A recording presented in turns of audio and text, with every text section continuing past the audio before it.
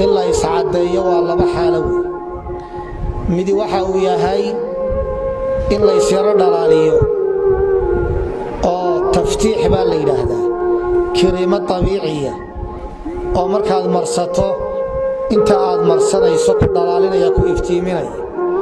oo xoogaa midabkaaga u sameynaya la moodaya inaad cadaato laakiin markaad iska dayso sidaadiga si ka madoobaad ku soo noqonayso ka noocaasi wax dhiba male taftiix bil bishra baa la yiraahdaa midabku furaa wax abadiyana ma ah oo joogta ma ah abuka la bedeli maayo waayo waxani waxnihi la marsaday oo kale midabkii hadhow iska soo noqonay واركتنا قفك مركو حنيستو مدة وجوغو حنيه waa ka baabay oo waxa soo baxay dadti ma kala cad ba soo baxay kano caasi wax dhiba mala xaalada labaad waa inuu qofku abuurka la bedelo dubkii baa la iska qaadaya dub labaad oo cad ama hilibkii ayaa la soo saaraya dawooyinkan cortisonka iyo maadooyinka kiimikada khatarta ay ku jirto qofka dubkiisa ka siibaya ka qaadaya qofku dubdacsanayo ka noocaasi waa abuurka loo la bedelayo waa xaraam.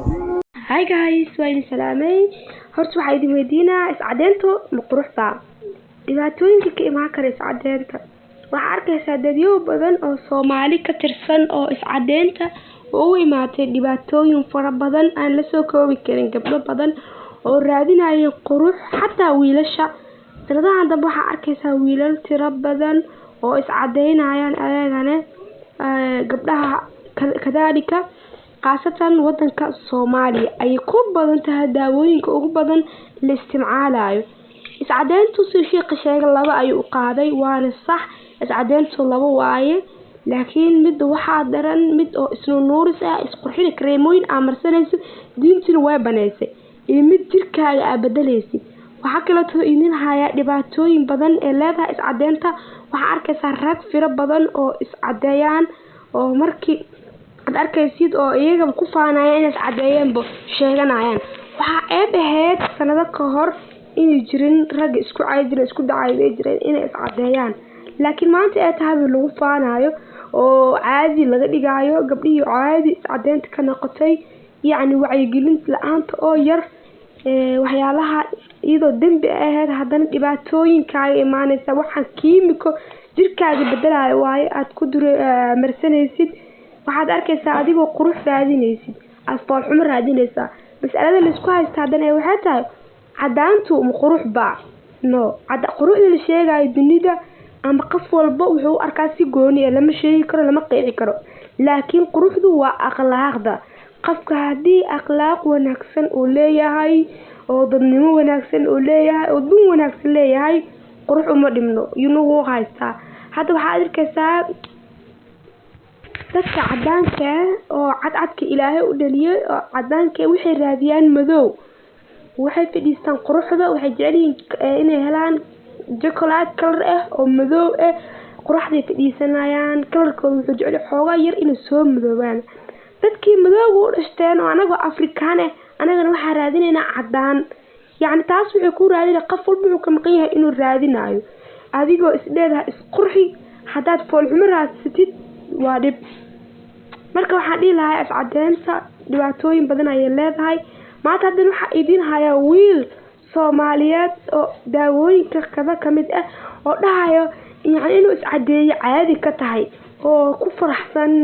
yani waxa ay baahan jirtay nin raga inuu iscadeeyo oo hadda uu sheegto oo ku faraxsan yahay oo leeyahay no sana cadeen badanahay sana ahay waxa la yaabay walaa islaagno wiilkaas muuqaalkiisa oo dhahay ku sheegay iscadeynta inay tahay wax wanaagsan isuu ugu faraxsan yahay kaala iska arag oo yani lama yaabeeno oo maxaa la gabar iyo wiilba hadda tan Soomaalida waxay ka noqdo wax caadi iscadeynta yani halis nuuriye kareemooyin herbal hal marsado laakiin waxaan kiimikada oo jirkaaga bedelayo waa dhibaato ay leedahay ka digtoonaaw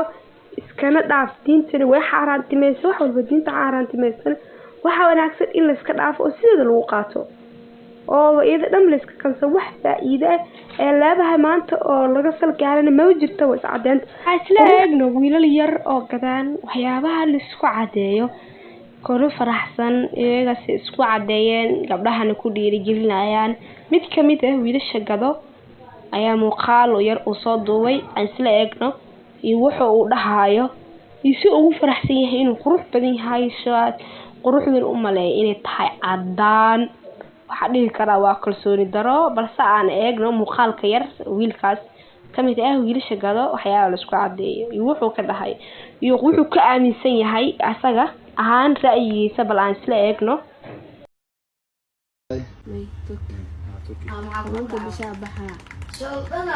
أبو قعماك سيان وعداد أنت وعداد ربا أنا قواسك أدي بتصدقين بيقيسك ويدي درا كان كان رمو دقا قفت على أنت ما كنوا مقال عقب إنه مكتب بيبي صح واي وكاد الدنيا صح ده قواسين أنا كيف فهمت أو ما أنت الأمر قواسين يسد أحمر صح ما أنت جديد مثلا ما تومر القواستا صار وعدانا بيوم أجاجينا دكم الحلاقة سعداء ده وهلا مرصدة بابلي قبرها بدو بلي جري مقدي قبرها بدو كيلويا يسح نجم دقني هوينا دقني هبينا بدو wuxuu dhahay doqon iyo habeen baa madow ragga madowna waa inay iscadeeyaan waxa dhahay wiilkaas kamid ah wiilasha customer-tiga gado asana isticmaalo adiga ma aaminsan tahay quruxda inay tahay cadaan mise ma aaminsan tahay qofka hadduu qurux badan yahay inuu cad yahay waa ra'yiga aniga ma aaminsani adigana ra'yigaaga comment ku soo dhiib